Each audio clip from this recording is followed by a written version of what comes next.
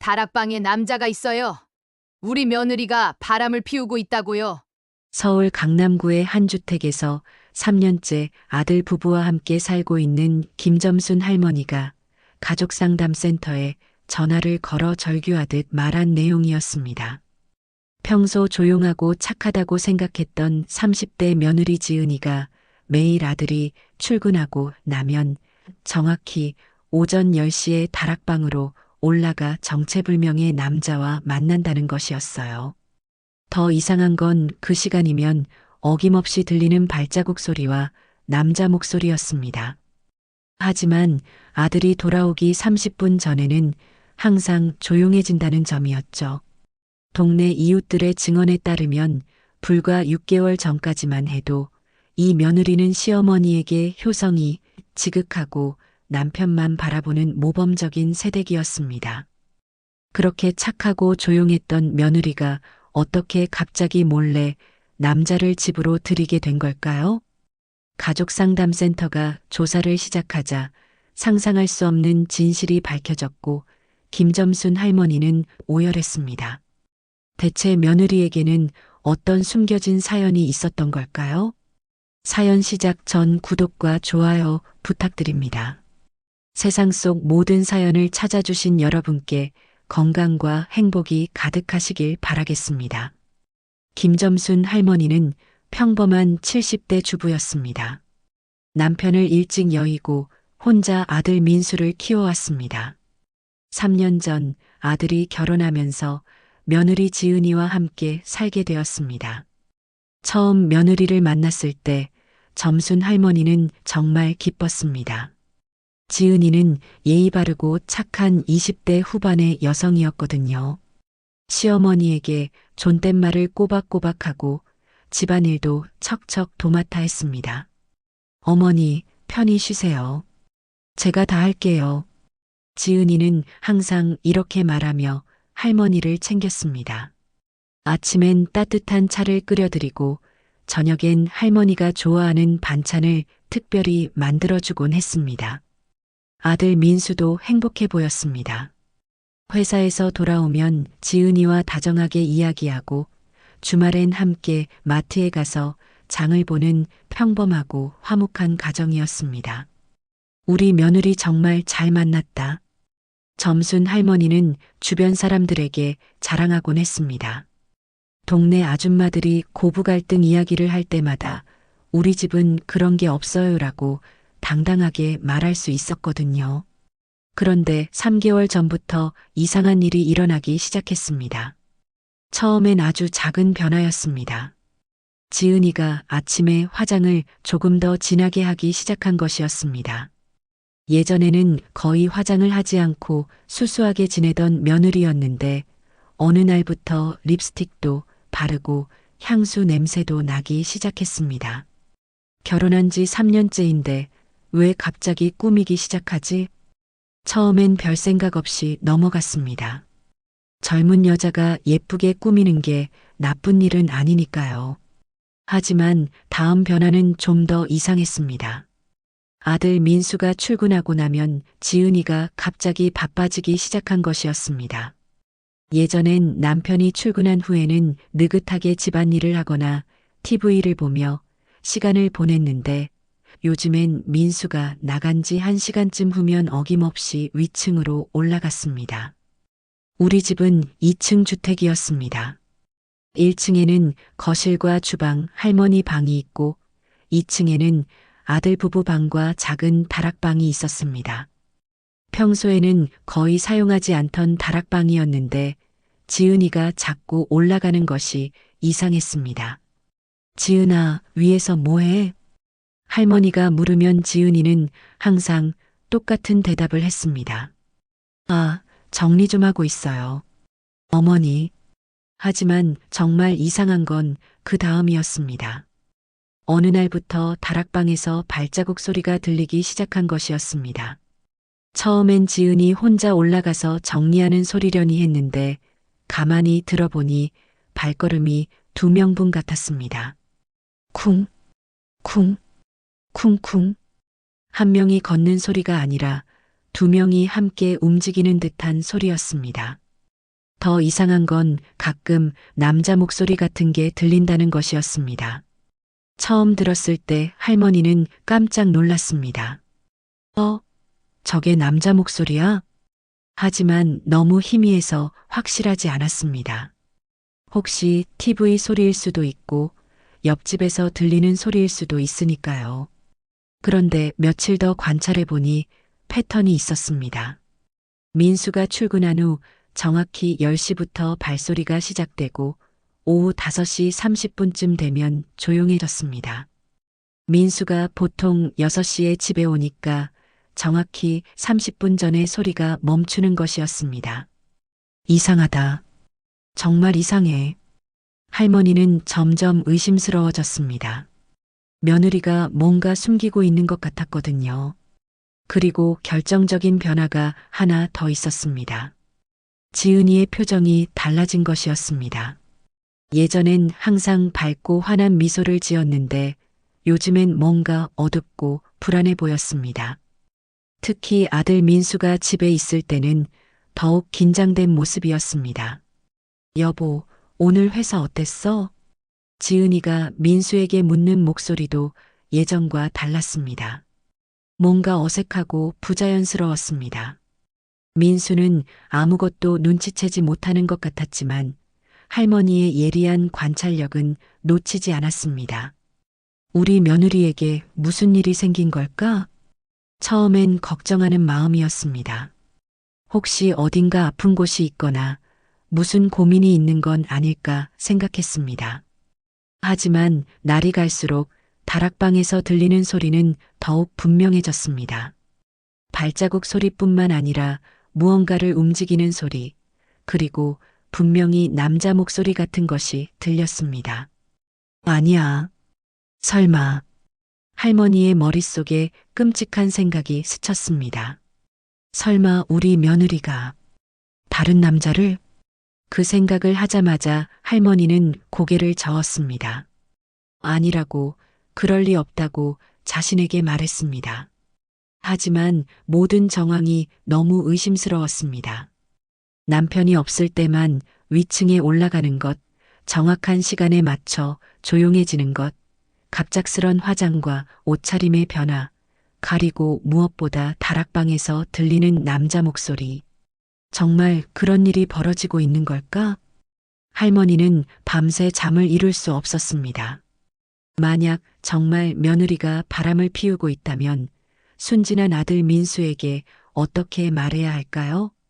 하지만 확실한 증거도 없이 의심만으로 가족을 파탄낼 수는 없었습니다.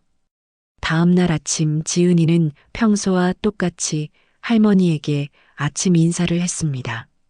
어머니, 안녕히 주무셨어요? 하지만 할머니 눈에는 그 미소조차 가식적으로 보였습니다. 그래, 잘 잤다. 할머니는 태연한 척 대답했지만 마음속으로는 다짐하고 있었습니다. 이제 정말로 확인해 봐야겠다. 우리 며느리가 정말 그런 일을 하고 있는지 말이야. 민수가 출근한 후 할머니는 1층 거실에서 위층을 주시했습니다. 시계 바늘이 10시를 가리키자 어김없이 다락방에서 발자국 소리가 들려왔습니다. 쿵, 쿵쿵, 쿵. 이번엔 더욱 분명했습니다. 분명히 2명의 발소리였습니다. 그리고 희미하지만 남자 목소리도 들렸습니다. 할머니의 가슴이 쿵쾅쿵쾅 뛰기 시작했습니다. 정말 그런 일이 벌어지고 있는 건가요? 평생을 착하고 정직하게 살아온 며느리가 정말 남편을 배신하고 있는 걸까요? 할머니는 주먹을 꽉 쥐었습니다. 이제 더 이상 망설일 수 없어. 직접 확인해 봐야겠다. 하지만 어떻게 확인해야 할까요? 갑자기 다락방 문을 열고 들어갈 수는 없는 일이었습니다. 할머니는 하루 종일 고민했습니다. 어떻게 하면 며느리가 눈치채지 못하게 다락방의 비밀을 확인할 수 있을까요? 그날 저녁 민수가 집에 돌아왔을 때 할머니는 며느리의 표정을 유심히 관찰했습니다. 지은이는 평소보다 더욱 긴장해 보였습니다. 민수와 대화할 때도 자꾸 시계를 보거나 위층을 힐끗힐끗 쳐다봤습니다. 뭔가 숨기고 있는 게 분명해. 할머니는 확신했습니다. 그날 밤 할머니는 잠들기 전 마지막으로 다짐했습니다. 내일은 반드시 진실을 밝혀내겠다. 정말 며느리가 바람을 피우고 있는 건지 아니면 다른 이유가 있는 건지. 할머니는 가슴 한편으로는 며느리가 결백하기를 바라면서도 다른 한편으로는 만약 정말 그런 일이라면 어떻게 해야 할지 걱정이 되었습니다. 하지만 이제 더 이상 모른 척할 수는 없었습니다. 진실이 무엇이든 알아내야 했습니다. 과연 다락방에서는 정말 무슨 일이 벌어지고 있었을까요? 며느리 지은이가 숨기고 있는 비밀은 과연 무엇이었을까요? 다음 날 할머니는 인생에서 가장 충격적인 진실과 마주하게 될 것입니다.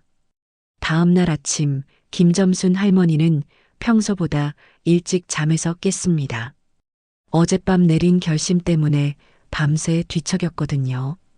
오늘은 반드시 확인해 보자. 할머니는 마음을 굳게 먹었습니다. 아침 식사 시간 지은이는 평소와 똑같이 밝은 미소로 아침을 준비했습니다. 어머니, 오늘도 좋은 하루 되세요. 하지만 할머니 눈에는 그 미소가 억지스러워 보였습니다. 뭔가를 숨기고 있는 사람의 표정처럼 말입니다. 민수가 출근 준비를 하는 동안 할머니는 지은이의 행동을 세심하게 관찰했습니다. 여보, 오늘 늦을 수도 있어. 회사에 중요한 미팅이 있거든. 민수의 말에 지은이의 눈이 순간 빛났습니다. 기뻐하는 것처럼 보였습니다. 아, 그래. 그럼 저녁은 늦게 해도 되겠네. 응, 7시쯤 들어올 것 같아. 민수가 집을 나선 후 지은이의 행동은 확실히 달라졌습니다. 평소라면 설거지를 하고 천천히 집안일을 시작했을 텐데 오늘은 서둘러 화장대로 향했습니다. 거울을 보며 립스틱을 바르고 향수까지 뿌렸습니다. 집안에서만 있을 사람이 화장을 그렇게 진하게 할 이유가 있을까요? 할머니는 거실에서 신문을 보는 척하면서 며느리의 일거수일투족을 지켜봤습니다. 오전 9시 50분. 지은이는 갑자기 2층으로 올라가기 시작했습니다. 할머니는 시계를 확인했습니다. 어제와 똑같은 시간이었습니다. 10시 정각. 쿵, 쿵쿵. 어김없이 다락방에서 발자국 소리가 들려왔습니다. 이번에는 더욱 주의 깊게 들어봤습니다. 분명히 두 사람의 발소리였습니다. 하나는 지은이의 가벼운 발걸음, 그리고 다른 하나는 분명히 무거운 남자의 발걸음이었습니다. 진짜 남자가 있구나. 할머니의 가슴이 철렁 내려앉았습니다. 그리고 10분 후 희미하지만 남자 목소리가 들려왔습니다. 정확한 말은 들리지 않았지만 분명히 남자의 목소리였습니다. 낮고 굵은 성인 남성의 목소리였습니다. 할머니는 충격을 받았습니다. 정말로 며느리가 다른 남자를 집에 들이고 있었던 겁니다. 하지만 더 놀라운 건 그 다음이었습니다. 할머니는 궁금해서 조심스럽게 현관문 쪽으로 가봤습니다. 혹시 낯선 남자의 신발이 있나 확인하려고 했습니다. 그런데 현관에는 평소와 똑같이 할머니와 지은이의 신발만 있었습니다. 남자 신발은 어디에도 보이지 않았습니다. 어떻게 들어온 거지? 할머니는 혼란스러웠습니다. 남자가 분명히 있는데 신발이 없다는 게 이상했습니다. 그때 할머니는 뒷문을 생각해냈습니다. 우리 집에는 뒷마당으로 나가는 작은 문이 있었거든요. 평소에는 잠겨 있지만 안에서 열 수 있는 문이었습니다. 설마 뒷문으로 들어온 건 아니겠지? 할머니는 뒷마당으로 나가봤습니다. 마당에는 특별한 흔적이 없어 보였지만 잔디밭을 자세히 보니 발자국 같은 것들이 여러 개 있었습니다. 이 발자국들 언제부터 있었던 거지? 할머니는 점점 확신을 갖게 되었습니다. 며느리가 정말 다른 남자와 만나고 있는 것 같았습니다. 그날부터 할머니는 본격적인 관찰을 시작했습니다. 우선 다락방 열쇠부터 확인해 봤습니다. 평소에 다락방은 거의 사용하지 않았기 때문에 열쇠도 어디 있는지 모호했거든요. 그런데 지은이 화장대 서랍에서 번쩍번쩍한 새 열쇠를 발견했습니다. 이 열쇠, 언제 만든 거지? 평소 집에 있던 오래된 열쇠와는 달랐습니다. 최근에 새로 만든 것 같았습니다. 며느리가 다락방 열쇠를 새로 만들었다는 뜻이군. 이것도 의심스러운 증거였습니다. 그리고 할머니는 또 다른 이상한 점을 발견했습니다. 지은이가 최근에 남성용 물건들을 사고 있었던 겁니다. 마트에 같이 갔을 때 지은이는 할머니가 보지 않는 사이에 남성용 세면용품을 카트에 넣었습니다. 지은아, 그건 뭐야? 할머니가 물으니까 지은이는 당황했습니다. 아, 이건 민수 오빠 것이에요. 떨어져서. 하지만 할머니는 알고 있었습니다. 민수는 이미 자기가 쓰는 세면용품이 따로 있었거든요. 며칠 후 택배가 왔습니다. 할머니가 받았는데 받는 사람이 지은이었습니다. 뭐가 왔나? 궁금해서 지은이에게 물어봤습니다.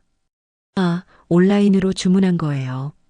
지은이는 재빨리 택배 상자를 들고 2층으로 올라갔습니다. 하지만 할머니는 택배 송장을 슬쩍 봤습니다. 남성복 쇼핑몰에서 온 택배였습니다. 남성복을 왜 주문했지? 이것도 이상했습니다. 그리고 결정적인 증거를 발견한 건 그 다음 주였습니다. 화장실 휴지통을 비우다가 할머니는 깜짝 놀랐습니다. 남성용 면도기와 면도 크림 포장지가 버려져 있었거든요. 이건 분명히 민수 것이 아니야. 민수는 전기 면도기를 사용했고 면도 크림은 쓰지 않았습니다. 그런데 이런 물건들이 집에 있다는 건 정말 남자가 우리 집에 와서 머물고 있는 거구나. 할머니는 충격을 받았습니다. 그뿐만 아니라 다락방에서 가끔 흘러나오는 냄새도 이상했습니다. 남성용 향수나 데오도란트 냄새 같은 게 났거든요. 이제 할머니는 확신했습니다. 며느리가 정말 다른 남자와 바람을 피우고 있다는 걸 말입니다. 하지만 그 남자가 누구인지, 어떻게 만났는지, 언제부터 시작된 일인지는 아직 알 수 없었습니다. 할머니는 매일 10시부터 5시 30분까지의 시간을 주의 깊게 관찰했습니다. 그 시간 동안 다락방에서는 어김없이 두 사람의 발소리가 들렸고 가끔 낮은 대화 소리도 들렸습니다. 대체 누구일까? 어디서 만난 남자일까? 할머니는 밤마다 고민했습니다. 지은이가 어디서 그런 남자를 만났을까요? 결혼 전부터 알고 지낸 사람일까요? 아니면 최근에 새로 만난 사람일까요? 그리고 왜 하필 우리 집에서 만나는 걸까요? 다른 곳은 안 되는 걸까요? 할머니의 머릿속은 온통 의문투성이었습니다. 하지만 한 가지는 확실했습니다. 이 상황을 더 이상 방치할 수는 없다는 것이었습니다. 순진한 아들 민수를 위해서라도 진실을 밝혀야 했습니다. 며칠 더 관찰한 후 할머니는 패턴을 완전히 파악했습니다. 매주 월요일부터 금요일까지 민수가 출근한 후 정확히 10시에 그 남자가 나타났습니다. 그리고 5시 30분에는 어김없이 사라졌습니다. 주말에는 민수가 집에 있기 때문에 아무 일도 일어나지 않았습니다. 정말 치밀하게 계획된 일이구나. 할머니는 며느리의 배신감에 화가 났습니다. 동시에 아들에 대한 걱정도 커졌습니다. 이제 어떻게 해야 할까요? 아들에게 바로 말해야 할까요? 아니면 며느리를 직접 추궁해야 할까요? 아니면 그 남자가 누구인지 먼저 확인해야 할까요? 할머니는 여러 가지 선택지를 놓고 고민했습니다. 하지만 무엇보다 중요한 건 확실한 증거였습니다. 아직까지는 정황상 의심스러울 뿐 결정적인 증거는 없었거든요. 그날 저녁 민수가 집에 돌아왔습니다. 다녀왔습니다. 수고했어, 아들아. 할머니는 민수의 얼굴을 보며 마음이 아팠습니다. 순진한 아들은 아내가 바람을 피우고 있다는 걸 꿈에도 모르고 있었거든요. 지은아, 오늘 뭐 했어? 민수가 아내에게 물었습니다. 그냥 집안일 좀 하고 TV 봤어. 지은이는 자연스럽게 거짓말을 했습니다. 하지만 할머니 눈에는 그 거짓말이 너무 뻔하게 보였습니다. 직접 봐야겠다. 그 남자가 누구인지 말이야. 할머니는 다음 날 더욱 대담한 계획을 세웠습니다. 다락방의 비밀을 직접 확인해 보기로 한 것이었습니다. 하지만 그러려면 며느리가 눈치채지 못하게 해야 했습니다. 김점순 할머니는 이제 더 이상 망설일 수 없었습니다. 이틀 동안 구체적인 증거들을 발견한 후 결정적인 순간이 왔다고 생각했습니다. 오늘은 반드시 그 남자가 누구인지 확인하겠다. 할머니는 마음을 단단히 먹었습니다. 그날 아침 민수는 평소보다 일찍 출근했습니다. 어머니, 오늘은 출장 때문에 좀 늦을 것 같아요. 8시쯤 들어올게요. 그래, 조심히 다녀라. 할머니는 속으로 생각했습니다. 오늘이 기회다. 시간이 충분히 있으니까. 민수가 집을 나선 후 지은이는 여느 때와 똑같이 행동했습니다. 설거지를 하고 화장을 진하게 하고 향수를 뿌렸습니다. 9시 50분. 지은이가 2층으로 올라가기 시작했습니다. 할머니는 시계를 확인했습니다. 정확히 예상한 시간이었습니다. 10시 정각. 어김없이 다락방에서 발자국 소리가 들려왔습니다. 쿵, 쿵쾅. 이번에는 더욱 분명했습니다. 두 사람의 발소리가 확실했습니다. 할머니는 용기를 냈습니다. 오늘은 반드시 직접 확인하겠다고 다짐했거든요. 조심스럽게 2층으로 올라가기 시작했습니다. 삐걱. 계단이 삐걱거렸지만 다락방에서 나는 소리가 더 커서 들키지 않을 것 같았습니다.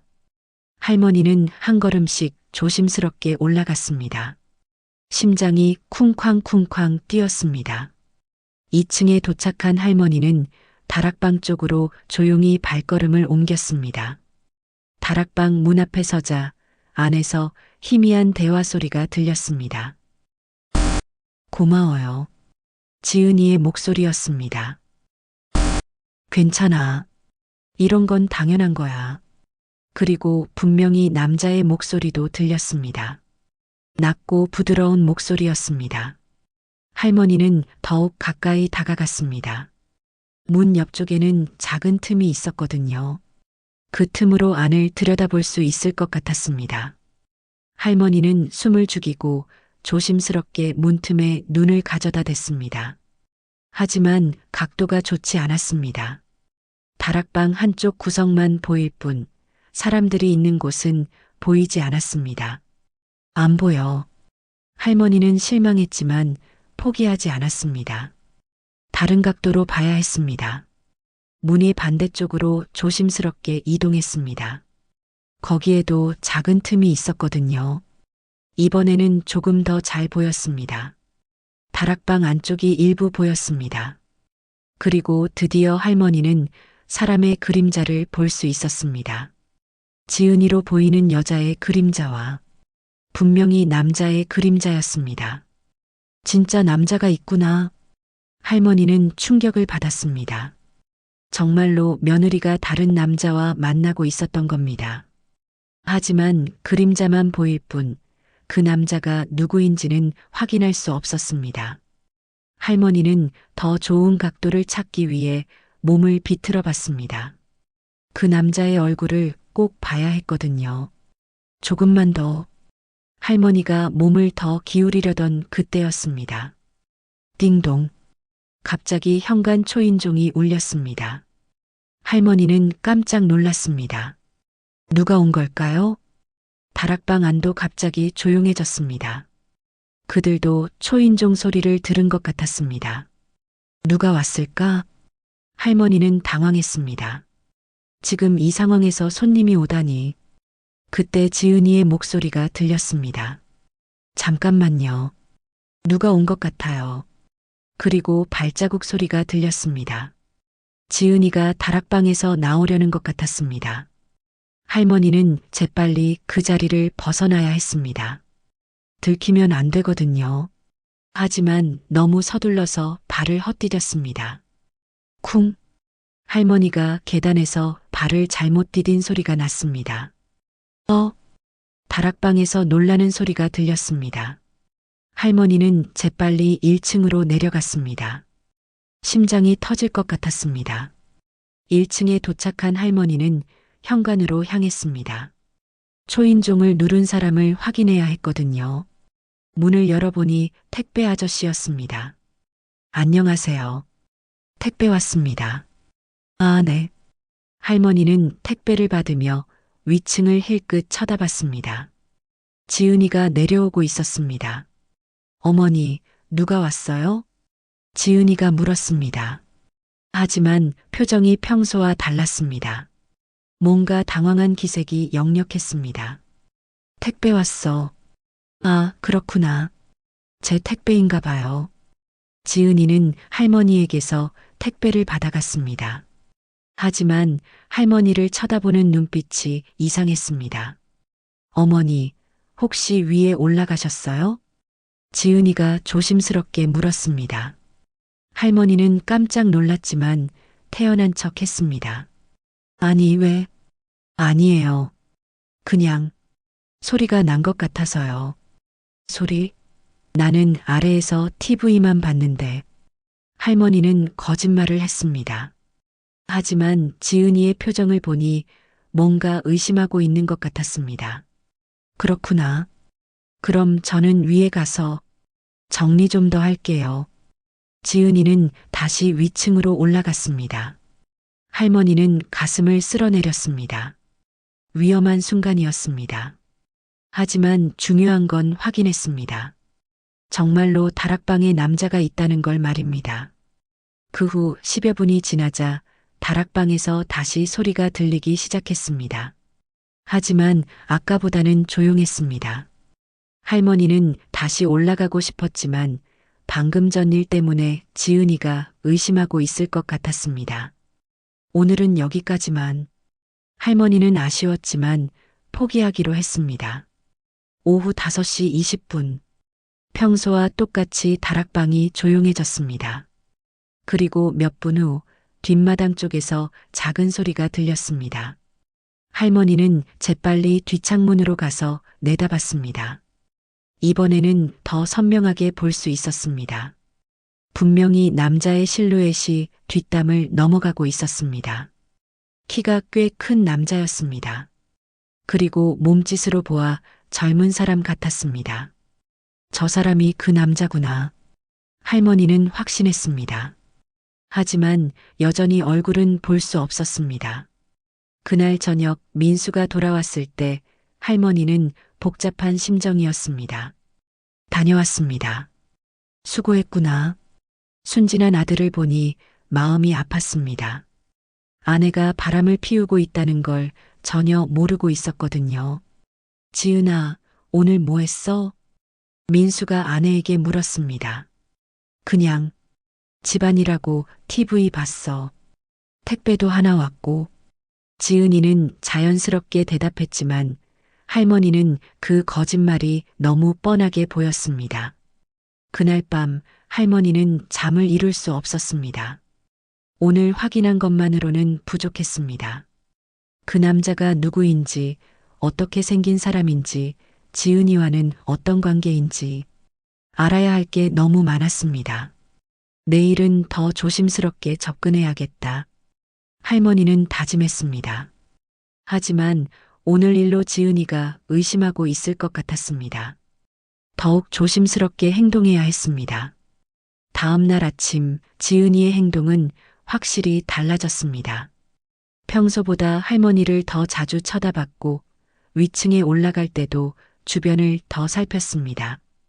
어머니는 오늘 어디 나가실 거예요? 지은이가 물었습니다. 평소에는 안 하던 질문이었습니다. 아니, 집에 있을 거야. 그렇구나. 지은이는 뭔가 불편해하는 것 같았습니다. 10시가 되어도 다락방에서 소리가 나지 않았습니다. 평소보다 늦어진 것 같았습니다. 10시 10분쯤 되어서야 희미한 발자국 소리가 들렸습니다. 역시 어제 일 때문에 경계하고 있구나. 할머니는 생각했습니다. 하지만 포기할 수는 없었습니다. 반드시 그 남자의 정체를 알아내야 했습니다. 할머니는 다른 방법을 생각해 봤습니다. 이웃들에게 물어보면 어떨까? 혹시 동네 사람들이 뭔가 본 게 있을지도 모르잖아요. 그날 오후 할머니는 평소보다 일찍 집을 나섰습니다. 동네를 한 바퀴 돌면서 이웃들과 이야기를 나누기로 했거든요. 가장 먼저 찾아간 곳은 옆집 박 부인의 집이었습니다. 박 부인은 평소에 동네 소식을 잘 아는 사람이었거든요. 박 부인, 안녕하세요. 아, 점순 씨. 웬일로 오셨어요? 그냥 오랜만에 인사드리러 왔어요. 할머니는 자연스럽게 이야기를 시작했습니다. 차를 마시며 이런저런 동네 이야기를 하다가 할머니가 슬쩍 물었습니다. 박 부인, 요즘 우리 동네에 이상한 일 없었나요? 이상한 일이요? 무슨 일인데요? 아니, 그냥 낯선 사람이 다니거나 그런 거 말이에요. 박 부인은 잠시 생각하더니 고개를 끄덕였습니다. 아, 그러고 보니 요즘 점순 씨 집 뒤쪽으로 누가 가끔 다니는 것 같던데요. 할머니는 깜짝 놀랐습니다. 정말요? 네, 낮에 가끔 젊은 남자가 뒷담 쪽으로 다니는 걸 봤어요. 처음엔 수리 기사인가 했는데 너무 자주 와서 이상하다 싶었거든요. 젊은 남자요? 어떻게 생겼는데요? 글쎄요, 멀리서 봐서 정확하지는 않지만 키가 크고 마른 편이었어요. 모자를 눌러 써서 얼굴은 잘 안 보였고 할머니의 가슴이 쿵쾅거렸습니다. 정말로 그 남자가 있었던 거였습니다. 언제부터 보셨어요? 한 두어 달 전부터인 것 같아요. 처음엔 별 생각 없었는데 너무 규칙적으로 와서 신경이 쓰이더라고요. 두어 달. 할머니가 며느리의 이상한 행동을 발견한 시기와 비슷했습니다. 혹시 그 남자가 우리 집에 들어가는 걸 보셨나요? 그건 확실하지 않아요. 뒷담 너머라서 잘 안 보이거든요. 하지만 그쪽으로 가다가 사라지는 건 봤어요. 할머니는 더 많은 정보를 얻고 싶었지만 너무 구체적으로 물으면 박 부인이 의심할 것 같았습니다. 그렇구나. 혹시 도둑일까봐 걱정됐거든요. 아, 그럴 수도 있겠네요. 박 부인의 집을 나온 할머니는 더욱 확신을 갖게 되었습니다. 하지만 아직 끝나지 않았습니다. 더 많은 정보가 필요했습니다. 다음으로 찾아간 곳은 맞은편 아파트에 사는 최 부인의 집이었습니다. 최 부인은 베란다에서 화초를 기르는 게 취미라 하루 종일 창가에 있는 경우가 많았거든요. 최 부인, 안녕하세요. 아, 점순 씨. 무슨 일이세요? 그냥 오랜만에 인사드리러 왔어요. 차를 마시며 이런저런 이야기를 하다가 할머니가 물었습니다. 최 부인, 우리 집 쪽을 가끔 내려다보시잖아요. 혹시 이상한 거 본 적 없나요? 이상한 거요? 아니, 그냥 낯선 사람이 드나든다거나. 최 부인은 잠시 생각하더니 눈을 크게 떴습니다. 아, 그러고 보니 있어요. 할머니의 심장이 쿵쾅거렸습니다. 뭘 보셨는데요? 한 보름 전쯤인가. 오전에 베란다에서 화초에 물을 주고 있었는데 점순 씨 집 뒤쪽으로 남자 하나가 담을 넘어가는 걸 봤거든요. 정말요? 네, 처음엔 도둑인가 싶어서 깜짝 놀랐어요. 그런데 조용히 넘어가는 게 아니라 뭔가 익숙한 듯이 넘어가더라고요. 마치 자주 해본 것처럼요. 할머니는 더욱 자세히 물어봤습니다. 어떻게 생긴 남자였나요? 글쎄요. 위에서 내려다본 거라서 정확하지는 않지만 키가 꽤 컸어요. 그리고 젊어 보였고요. 검은색 모자를 쓰고 있었어요. 몇 시쯤이었나요? 아침 10시 좀 안 된 시간이었을 거예요. 민수 씨 출근한 지 얼마 안 됐을 때니까요. 10시. 할머니가 매일 다락방에서 소리를 들었던 바로 그 시간이었습니다. 그 후에도 또 보셨어요? 한두 번 더 본 것 같아요. 항상 비슷한 시간이었고요. 그런데 정말 이상한 건 나갈 때도 봤거든요. 나갈 때요? 네, 오후 5시 반쯤? 그때도 똑같이 담을 넘어서 나가더라고요. 진짜 도둑이었다면 그렇게 규칙적일 리가 없잖아요. 할머니는 소름이 돋았습니다. 최 부인이 본 시간들이 할머니가 파악한 시간과 정확히 일치했거든요. 혹시 그 남자 얼굴을 제대로 본 적은 없나요? 한번 모자를 벗는 걸 봤는데 머리가 짧고 깔끔했어요. 그런데 너무 멀어서 자세한 얼굴은 모르겠더라고요. 최 부인의 집을 나온 할머니는 이제 2명의 증인을 확보했습니다. 하지만 여기서 멈출 수는 없었습니다. 다음으로 찾아간 곳은 길 건너편 슈퍼마켓이었습니다. 슈퍼 사장 김 씨는 하루 종일 가게에 앉아 있으면서 동네 사정을 훤히 아는 사람이었거든요. 사장님, 안녕하세요. 아, 점순 씨. 오늘은 뭘 사러 오셨어요? 아, 그냥 우유 좀 사려고요. 할머니는 우유를 하나 집어들고 계산을 하면서 자연스럽게 대화를 시작했습니다. 사장님, 요즘 우리 동네에 이상한 사람 다니는 거 못 보셨어요? 이상한 사람이요? 어떤? 그냥 낯선 사람이요. 김 사장은 잠시 생각하더니 고개를 끄덕였습니다. 아, 그러고 보니 1달 전쯤부터 낯선 남자를 가끔 봤어요. 할머니의 귀가 번쩍 열렸습니다. 어떤 남자요? 젊은 남자인데 항상 모자를 눌러 쓰고 다니더라고요. 처음엔 이 동네 사람인가 했는데 자세히 보니 모르는 사람이었어요. 언제 보셨는데요? 아침에 가끔 봤어요. 그리고 오후에도. 근데 이상한 게 항상 점순씨네 집 쪽으로 가더라고요. 할머니는 깜짝 놀랐습니다. 우리 집 쪽으로요? 네, 처음엔 별 생각 없었는데 몇 번 보니까 패턴이 있더라고요. 항상 비슷한 시간에 오고 비슷한 시간에 가고. 몇 시쯤이었나요?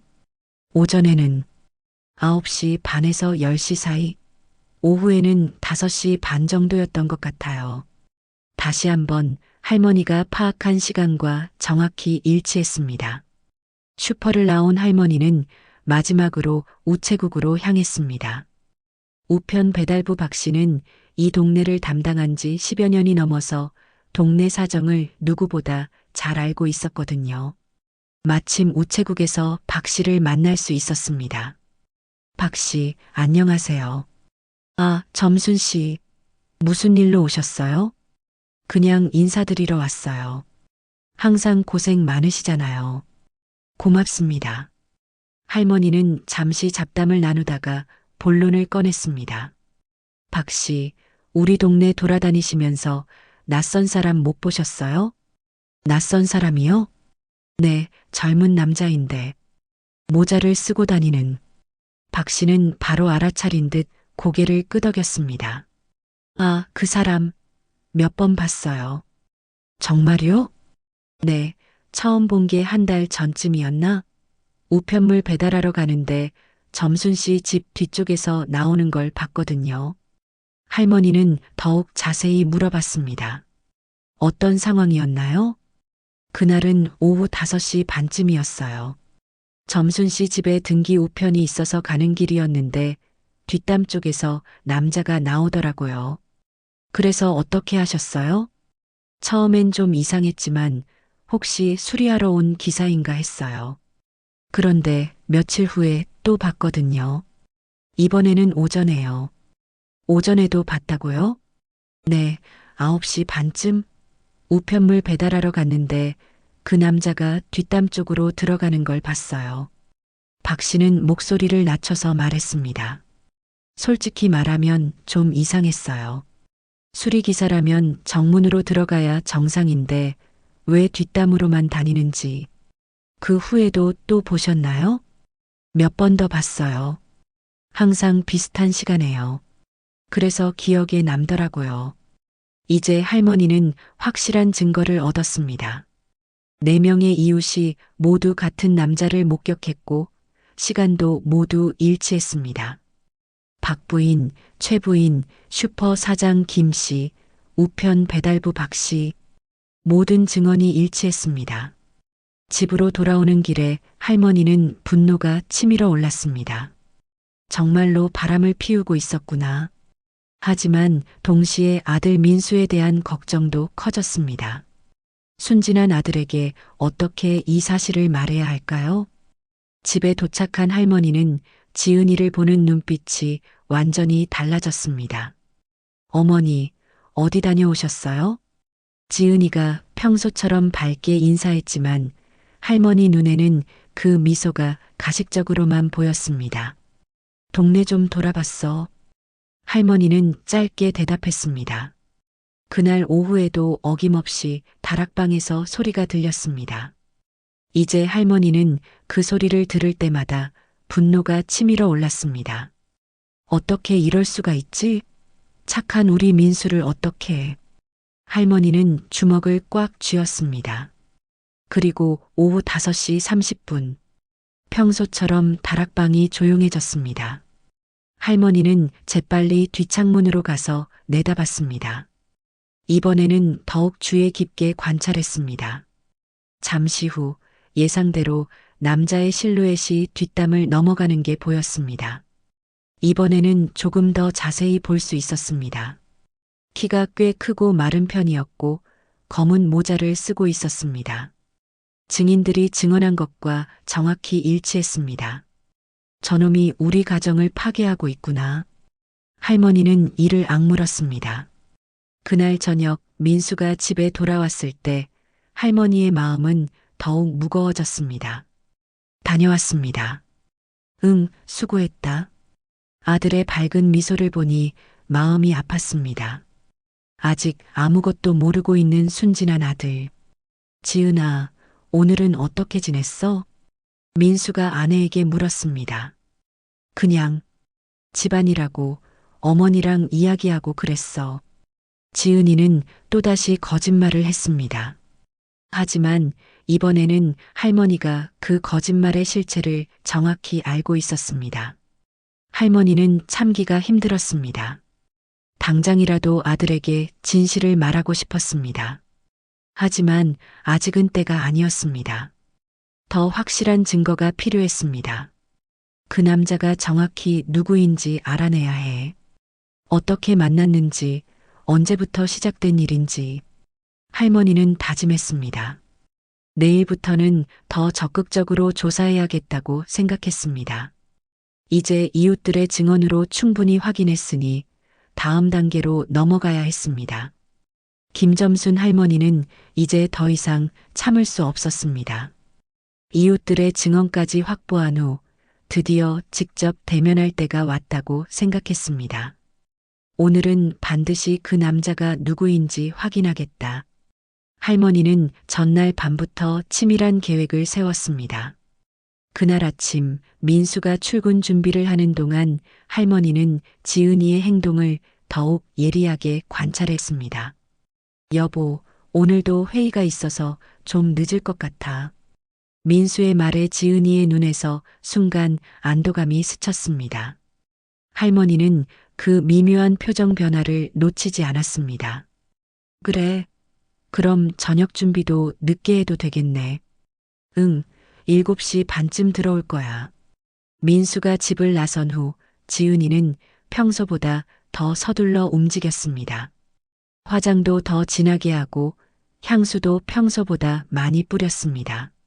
할머니는 거실에서 신문을 보는 척하면서 모든 것을 지켜봤습니다. 9시 40분. 지은이가 2층으로 올라가기 시작했습니다. 할머니는 심장이 뛰기 시작했습니다. 오늘이야. 오늘 반드시 확인한다. 10시 정각. 어김없이 다락방에서 발자국 소리가 들렸습니다.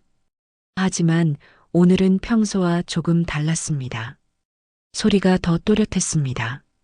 할머니는 용기를 냈습니다. 지난번 실패를 교훈 삼아 더 조심스럽게, 하지만 더 대담하게 접근하기로 했습니다. 2층으로 올라가는 계단을 한 걸음씩 조심스럽게 올랐습니다. 평소보다 더 천천히 소리가 나지 않도록 말입니다. 다락방 문 앞에 도착한 할머니는 숨을 죽였습니다.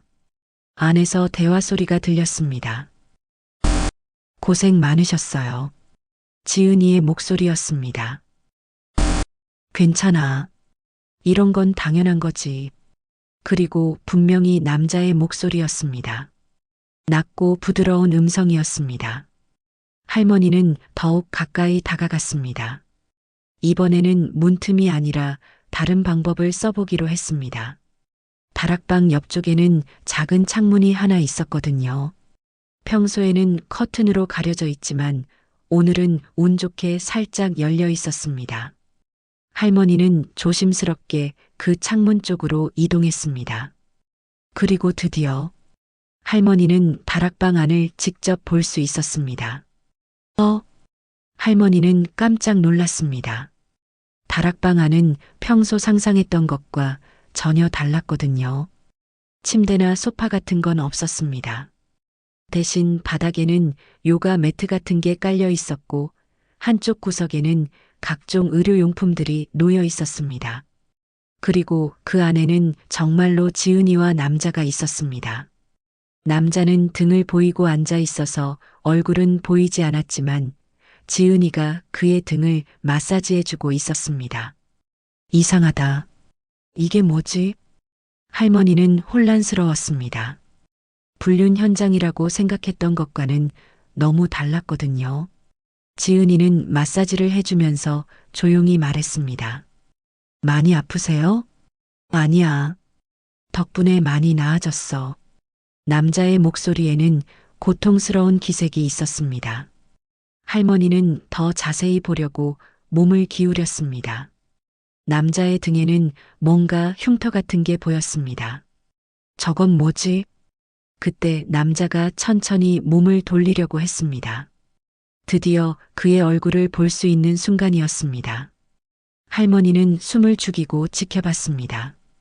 남자가 천천히 고개를 돌리기 시작했습니다. 할머니의 심장이 쿵쾅쾅 뛰었습니다. 바로 그때였습니다. 띵동, 띵동. 갑자기 현관 초인종이 연달아 울렸습니다. 할머니는 깜짝 놀랐습니다. 또 누군가 왔나요? 다락방 안도 갑자기 조용해졌습니다. 누가 왔지? 지은이의 당황한 목소리가 들렸습니다. 잠깐만. 아래 가서 확인해 볼게. 지은이가 서둘러 일어나는 소리가 들렸습니다. 할머니는 급하게 그 자리를 벗어나야 했습니다. 들키면 큰일이었거든요. 하지만 너무 서둘러서 발걸음이 무거워졌습니다. 쿵쾅. 계단에서 소리가 났습니다. 다락방에서 놀란 목소리가 들렸습니다. 남자의 목소리였습니다. 뭔가 이상해. 지은이도 의심스러워하는 것 같았습니다. 할머니는 재빨리 1층으로 내려가서 현관으로 향했습니다. 문을 열어보니 가스 검침원이었습니다. 안녕하세요. 가스 검침 나왔습니다. 아, 네. 할머니가 가스 검침을 받고 있을 때 지은이가 아래로 내려왔습니다. 어머니, 누구세요? 가스 검침원이야. 지은이는 할머니를 유심히 쳐다봤습니다. 뭔가 의심스러워하는 눈빛이었습니다. 어머니, 혹시 위에 올라가셨어요? 지은이가 조심스럽게 물었습니다. 아니, 왜? 아니에요. 그냥 소리가 난 것 같아서요. 나는 아래에서 TV만 봤는데. 할머니는 또다시 거짓말을 했습니다. 가스 검침이 끝나고 검침원이 떠나자 지은이는 재빨리 위층으로 올라갔습니다. 할머니는 가슴을 쓸어내렸습니다. 위험한 순간이었습니다. 하지만 중요한 걸 확인했습니다. 정말로 다락방에 남자가 있었고 뭔가 이상한 상황이 벌어지고 있었다는 걸 말입니다. 그런데 저게 정말 불륜일까? 할머니는 혼란스러웠습니다. 본 것이 예상과 너무 달랐거든요. 마사지를 해주고 의료용품이 있고 남자가 아파하는 것 같고 도대체 뭘까? 할머니는 더욱 궁금해졌습니다. 그날 오후에도 다락방에서 소리가 계속 들렸습니다. 하지만 이번에는 조금 다른 소리들이었습니다. 뭔가를 움직이는 소리, 물 흐르는 소리, 그리고 가끔씩 작은 신음소리 같은 것도 들렸습니다. 할머니는 점점 더 혼란스러워졌습니다. 정말 불륜이 맞나? 아니면 다른 뭔가가 있는 건가? 오후 5시 10분쯤 평소보다 좀 이른 시간에 다락방이 조용해졌습니다. 할머니는 재빨리 뒷창문으로 갔습니다. 잠시 후 예상대로 남자의 실루엣이 뒷담을 넘어가는 게 보였습니다. 하지만 오늘은 뭔가 달랐습니다. 남자의 움직임이 평소보다 느리고 힘들어 보였습니다. 저 사람, 아픈 건가? 할머니는 의문이 들기 시작했습니다. 그리고 남자가 담을 넘을 때 잠깐 뒤돌아보는 순간이 있었습니다. 할머니는 그 짧은 순간을 놓치지 않고 자세히 봤습니다. 비록 멀었지만 남자의 옆 얼굴을 어렴풋이 볼 수 있었습니다. 어디서 본 얼굴 같은데. 하지만 너무 멀고 어두워서 확실하지는 않았습니다. 그날 저녁 민수가 집에 돌아왔을 때 할머니는 매우 복잡한 심정이었습니다. 다녀왔습니다. 수고했구나. 할머니는 아들을 보면서 고민에 빠졌습니다. 정말 며느리가 바람을 피우고 있는 걸까요? 아니면 다른 뭔가가 있는 걸까요? 오늘 본 것만으로는 확실하지 않았습니다. 지은아, 오늘은 어떻게 지냈어? 민수가 평소처럼 아내에게 물었습니다. 그냥 집안일하고 청소 좀 했어. 지은이는 대답했지만 표정이 평소보다 어두워 보였습니다. 왜? 무슨 일 있어? 민수가 걱정스럽게 물었습니다. 아니야. 그냥 좀 피곤해서. 할머니는 지은이의 표정을 유심히 관찰했습니다. 뭔가 걱정거리가 있어 보였습니다. 그날 밤 할머니는 잠을 이룰 수 없었습니다. 오늘 본 것들이 머릿속에서 계속 맴돌았거든요. 마사지를 해주는 지은이, 아파하는 남자, 의료용품들, 그리고 남자의 등에 있던 흉터. 이게 정말 불륜일까? 아니면 다른 뭔가일까? 할머니는 혼란스러웠습니다. 지금까지의 모든 정황상 불륜이 확실해 보였는데 오늘 본 것은 그런 느낌이 아니었거든요. 내일은 더 자세히 봐야겠어. 할머니는 다짐했습니다. 남자의 얼굴을 확실히 보고 정확히 무슨 일인지 알아내야 했습니다. 하지만 지은이가 이미 할머니를 의심하고 있는 것 같았습니다. 더욱 조심스럽게 접근해야 했습니다. 김점순 할머니는 더 이상 참을 수 없었습니다. 어제 다락방에서 본 장면들이 밤새 머릿속을 맴돌았지만 여전히 의문만 더 커졌을 뿐이었습니다. 불륜이든 뭐든 이제 직접 물어봐야겠어. 할머니는 결심을 굳혔습니다. 그날 아침 민수가 평소보다 일찍 출근했습니다.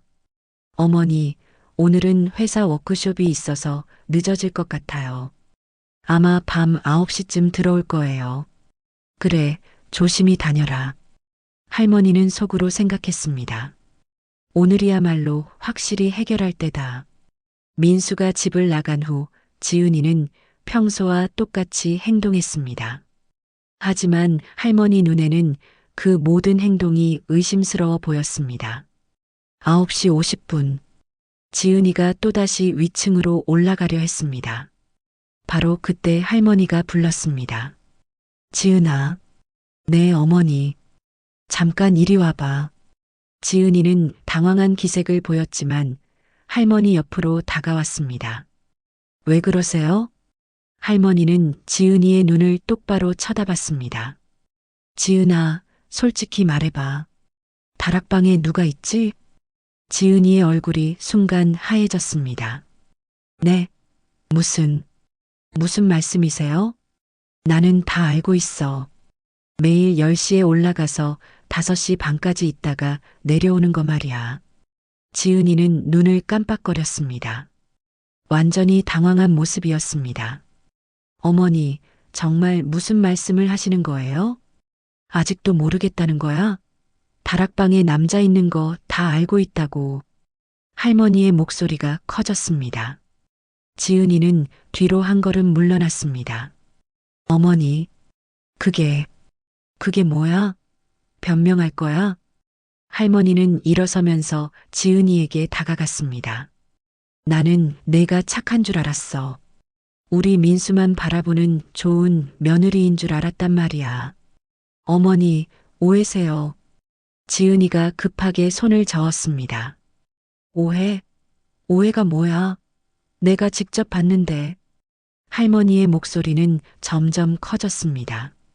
매일 10시에 올라가서 남자랑 만나는 거 다 봤어. 뒷담으로 남자가 드나드는 것도 다 봤고. 지은이는 완전히 당황해서 말을 제대로 하지 못했습니다. 그게 아니에요. 그게 아니긴 뭐가 아니야. 이웃들도 다 봤어. 박 부인도, 최 부인도, 슈퍼 사장님도, 우편 배달부도 다 봤다고. 할머니가 쏟아놓는 말에 지은이는 점점 작아졌습니다. 그리고 어제는 내가 직접 다락방을 봤어.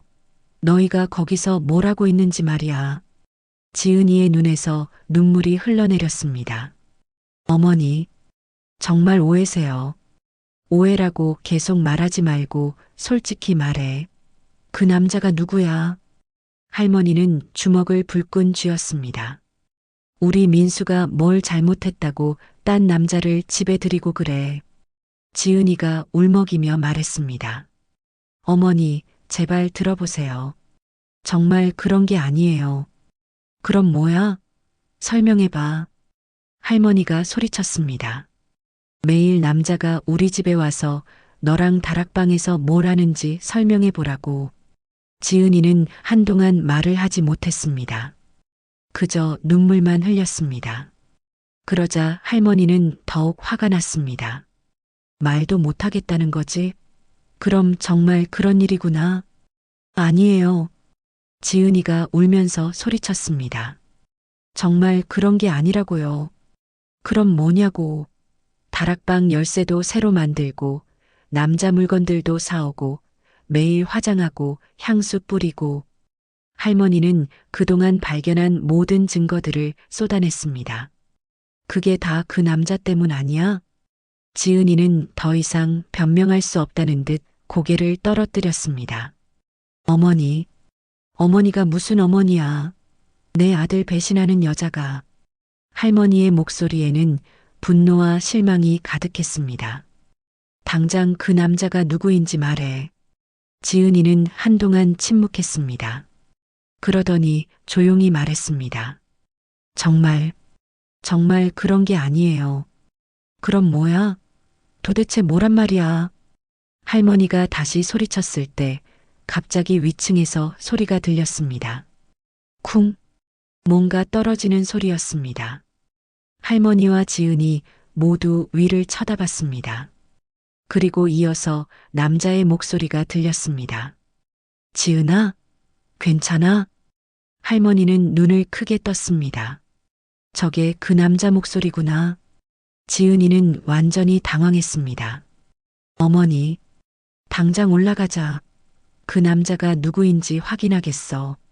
할머니가 계단으로 향하려 했을 때 지은이가 급하게 막아섰습니다. 안 돼요. 왜 안 돼? 당연히 확인해야 하잖아. 어머니, 제발. 조금만 기다려주세요. 지은이는 울면서 애원했습니다. 기다리긴 뭘 기다려. 이 상황에서 할머니는 지은이를 밀어내고 계단으로 향했습니다. 어머니, 지은이가 따라왔지만 할머니는 멈추지 않았습니다. 2층에 올라온 할머니는 다락방 문 앞에 서서 소리쳤습니다. 누구세요? 당장 나오세요. 다락방 안이 조용해졌습니다. 나와요. 내가 다 알고 있어요. 할머니가 문을 두드리며 소리쳤습니다. 지은이가 뒤에서 말했습니다. 어머니, 제발. 이러지 마세요. 이러지 말라고. 내 집에 딴 남자가 숨어 있는데. 할머니가 문 손잡이를 잡으려 했을 때 지은이가 급하게 막았습니다. 안 돼요. 왜 안 돼? 두 사람이 실랑이를 벌이고 있을 때 다락방 문이 천천히 열렸습니다. 할머니는 숨을 죽이고 지켜봤습니다. 문이 완전히 열리자 휠체어를 탄 남자가 나타났습니다. 할머니는 깜짝 놀랐습니다. 휠체어? 남자는 30대 초반으로 보였고 얼굴이 많이 야윈 상태였습니다. 그리고 다리에는 깁스가 되어 있었습니다. 안녕하세요. 남자가 조용히 인사했습니다. 할머니는 완전히 당황했습니다. 당신이 누구세요? 남자는 잠시 지은이를 쳐다본 후 대답했습니다. 저는 그때 지은이가 급하게 끼어들었습니다. 어머니, 설명드릴게요. 할머니는 혼란스러웠습니다. 휠체어를 탄 아픈 남자. 이건 전혀 예상하지 못한 상황이었습니다. 설명해봐. 이분이 누구고 왜 우리 집에 있는 거야? 지은이는 눈물을 닦으며 천천히 말하기 시작했습니다. 어머니, 이분은. 하지만 바로 그때 아래층에서 현관문 열리는 소리가 들렸습니다. 다녀왔습니다. 민수의 목소리였습니다. 할머니와 지은이 모두 깜짝 놀랐습니다. 민수가 예상보다 훨씬 일찍 온 거였습니다. 위에서 무슨 소리가? 민수가 계단을 올라오는 소리가 들렸습니다. 지은이는 완전히 패닉 상태가 되었습니다. 어떡하지? 휠체어를 탄 남자도 당황한 기색을 보였습니다. 민수 오빠가. 발소리가 점점 가까워졌습니다. 할머니는 복잡한 심정이었습니다. 이제 모든 게 들통날 상황이었습니다. 여보, 어머니, 무슨 일이에요? 민수의 목소리가 바로 아래에서 들렸습니다. 지은이는 눈물을 흘리며 휠체어의 남자를 쳐다봤습니다. 이제 어떻게 하지? 민수가 2층 계단을 올라오는 발소리가 점점 가까워졌습니다. 여보, 어머니, 정말 무슨 일이에요? 지은이는 완전히 패닉 상태였습니다. 눈물을 흘리면서 어떻게 해야 할지 몰라 했습니다. 휠체어를 탄 남자도 긴장한 기색이 역력했습니다. 지은아, 이제 어쩔 수 없겠다. 남자가 조용히 말했습니다. 오빠. 지은이가 울먹이며 대답했습니다.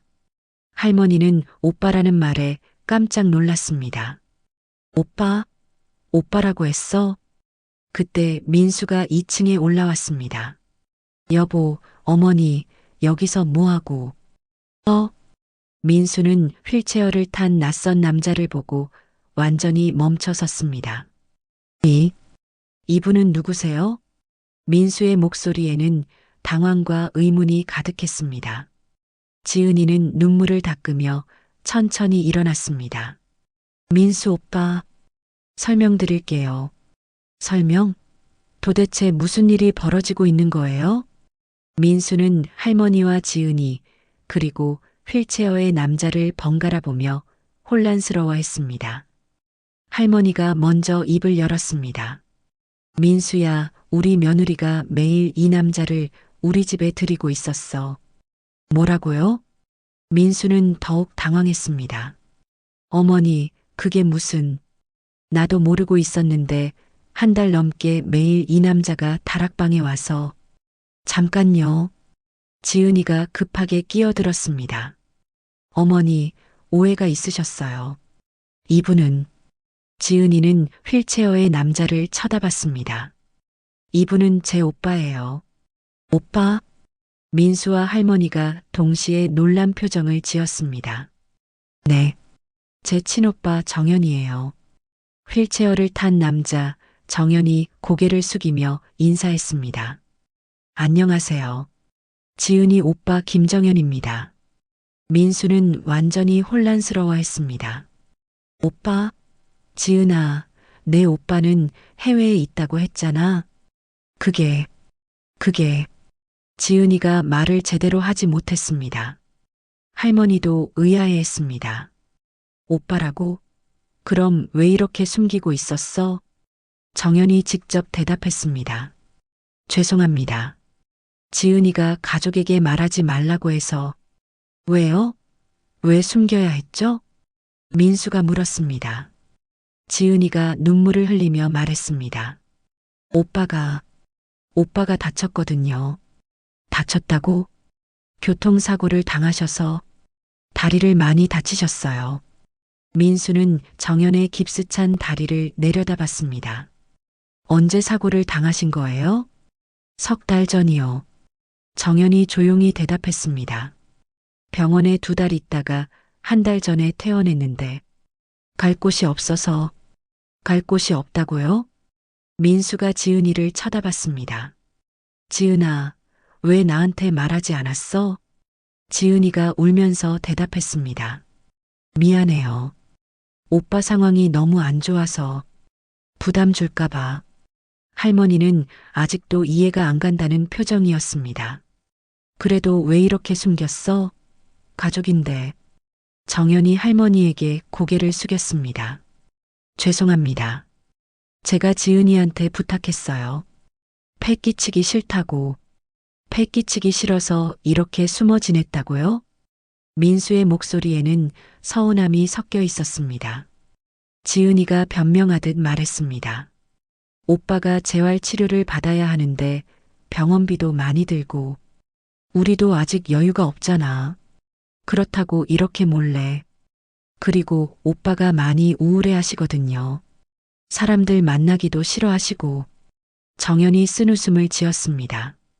사실 제가 일자리도 잃었어요.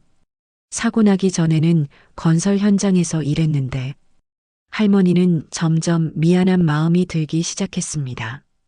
그래서 매일 여기 와서 뭘 했던 거예요? 재활 운동이요. 지은이가 대답했습니다.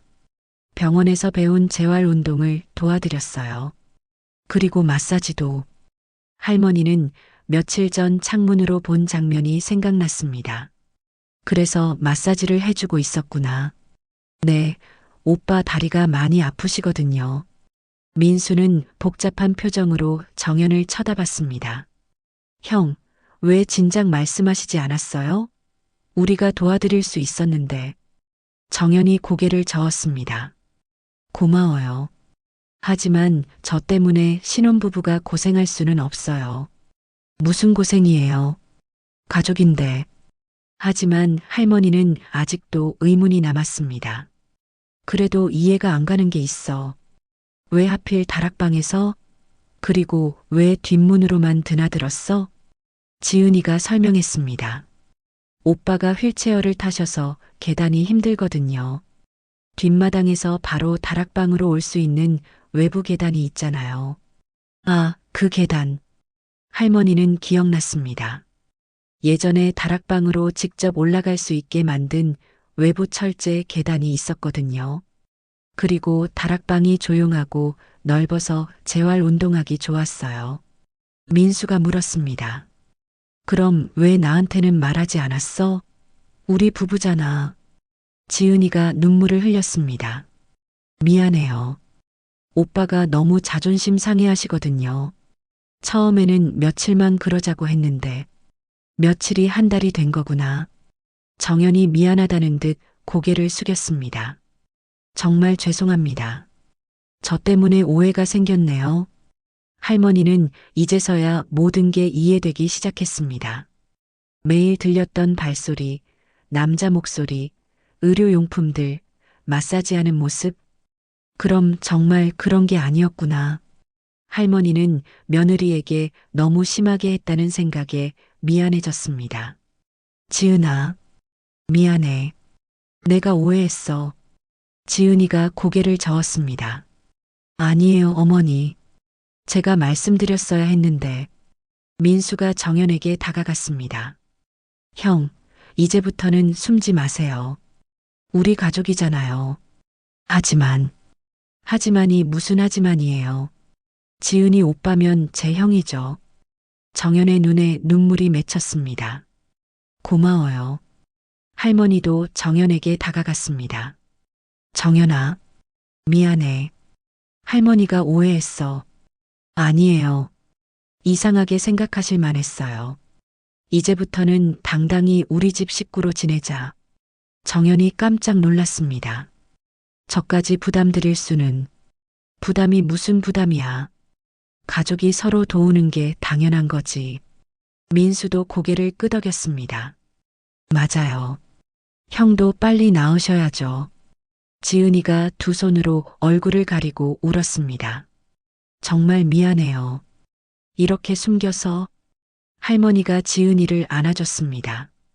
우리가 미안해. 내 마음을 몰라줘서. 하지만 할머니 마음 한편으로는 아직 완전히 해결되지 않은 느낌이 들었습니다. 뭔가 더 있는 것 같았거든요. 그런데 정연아, 앞으로 어떻게 할 계획이야? 정연이 어둡게 대답했습니다.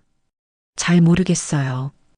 다리가 언제 나을지도 모르고, 일자리도 구하기 힘들고, 재활 치료는 얼마나 더 받아야 해? 의사 선생님이 최소 석 달은 더 걸린다고 하셨어요. 민수가 말했습니다. 그럼 그동안 우리 집에서 지내세요. 그럴 수는 없어요. 왜 없어요? 다락방도 넓고 재활 치료하기도 좋잖아요. 지은이가 놀란 표정으로 민수를 봤습니다. 정말? 당연하죠. 형이잖아요. 할머니도 고개를 끄덕였습니다. 그래, 그렇게 하자. 우리 다 같이 살면서 정연이 빨리 낫게 도와주자. 정연은 감동받아서 말을 제대로 하지 못했습니다. 정말 고맙습니다. 하지만 할머니는 마음 한구석이 아직 개운하지 않았습니다. 뭔가 아직도 숨겨진 게 있는 것 같은 느낌이었거든요. 정연의 표정에서 뭔가 더 깊은 고민이 느껴졌습니다. 그날 밤 가족들은 거실에 둘러앉아 정연의 이야기를 더 자세히 들었습니다. 정연아, 사고는 정확히 어떻게 난 거야? 할머니가 물었습니다. 정연은 잠시 망설이더니 천천히 말하기 시작했습니다. 석 달 전, 5월 15일이었어요. 지은이가 옆에서 정연의 손을 잡아줬습니다. 그날 오빠는 일찍 퇴근하셔서 저를 마중 나오셨거든요. 마중? 민수가 궁금해했습니다. 네, 그때 제가 야근을 자주 했거든요. 밤늦게 퇴근하면 오빠가 지하철역까지 마중 나와주셨어요. 정연이 고개를 끄덕였습니다. 지은이 혼자 밤늦게 집에 오는 게 걱정돼서요. 그래서 그날도 마중을 나가셨던 거구나. 할머니가 말했습니다. 네, 그런데 지하철역 앞 횡단보도에서 정연의 목소리가 떨렸습니다. 지은이가 대신 말했습니다. 음주운전 차량이 신호를 무시하고 돌진했어요. 어머. 할머니가 손으로 입을 막았습니다. 그때 오빠가 저를 밀어내시면서 대신 지은이의 목소리가 울먹여졌습니다. 나 때문에 지은이가 다칠 뻔했거든요. 그래서 얼른 밀어냈는데 제가 대신 차에 치였어요. 정연은 담담하게 말했지만 그 순간의 아픔이 고스란히 전해졌습니다. 민수가 놀라며 말했습니다. 그럼 지은이를 구하시려다가 네. 오빠가 저 대신에 지은이가 눈물을 흘렸습니다. 할머니는 가슴이 먹먹해졌습니다. 정연아. 그래서 다리를 양쪽 다리 골절에 인대 파열이었어요. 특히 왼쪽 다리가 심했죠. 정연이 자신의 깁스를 내려다봤습니다. 의사 선생님이 처음에는 걸을 수 있을지 모른다고 하셨어요. 어머. 하지만 다행히 수술이 잘 됐고 재활 치료를 꾸준히 받으면 다시 걸을 수 있다고 하셨어요. 지은이가 말했습니다. 그래서 2달 동안 병원에 계셨거든요. 매일 재활 치료 받으시고 그런데 병원비가 정연이 말끝을 흐렸습니다. 얼마나 많이 나왔어요? 민수가 물었습니다. 수술비하고 입원비 거의 2천만 원 정도.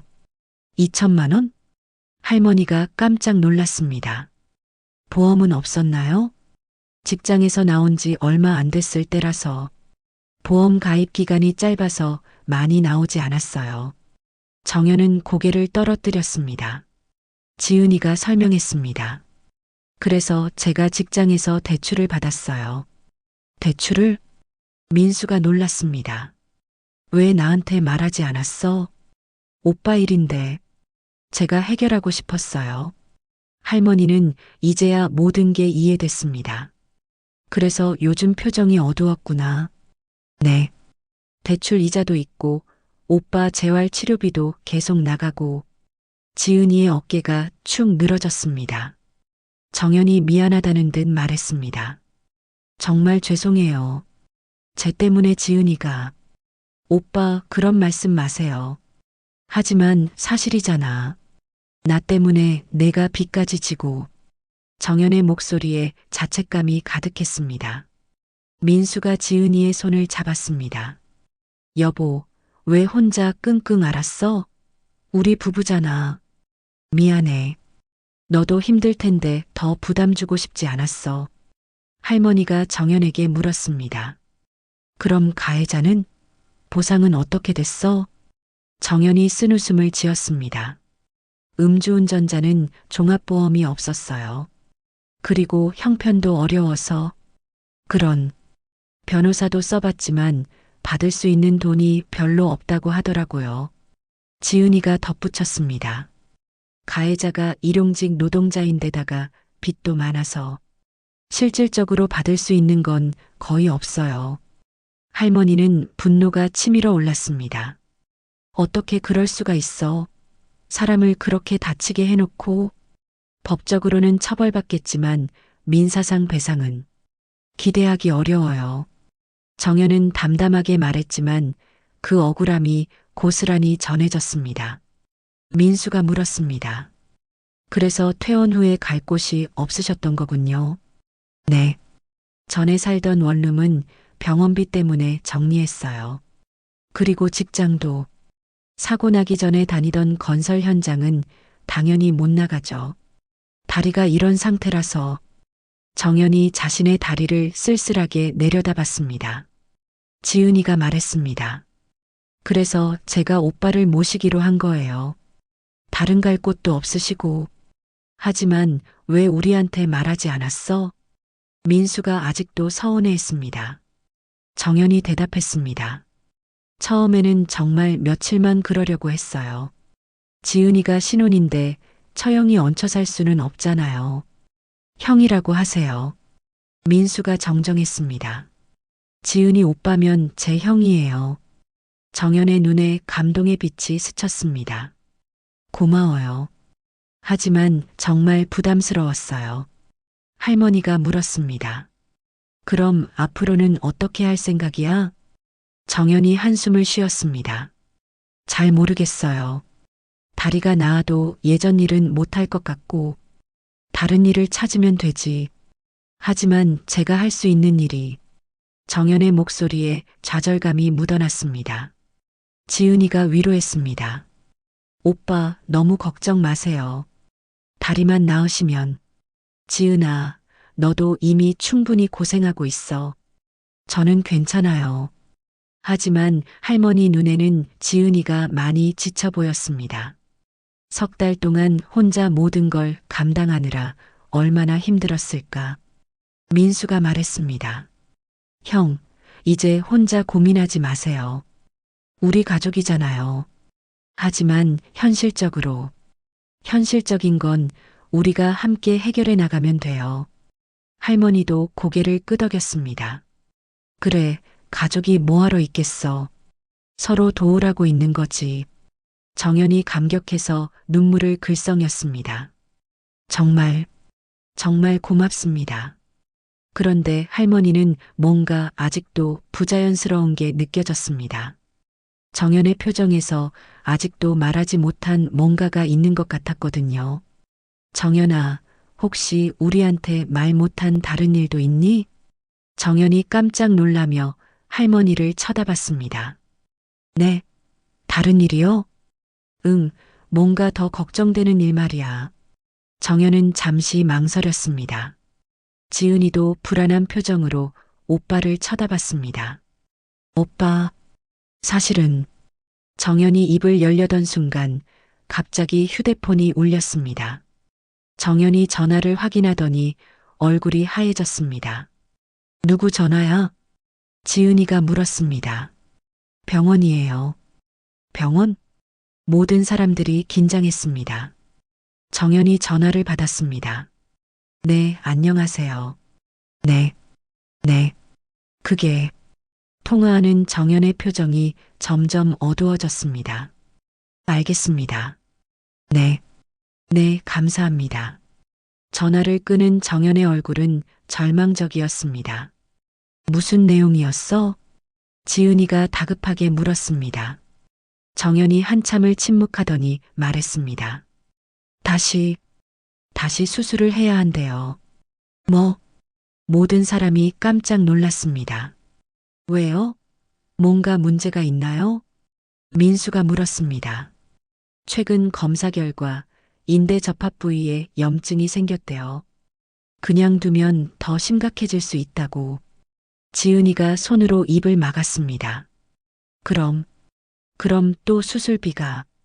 정연이 고개를 끄덕였습니다. 최소 500만 원은 들 거라고 하네요.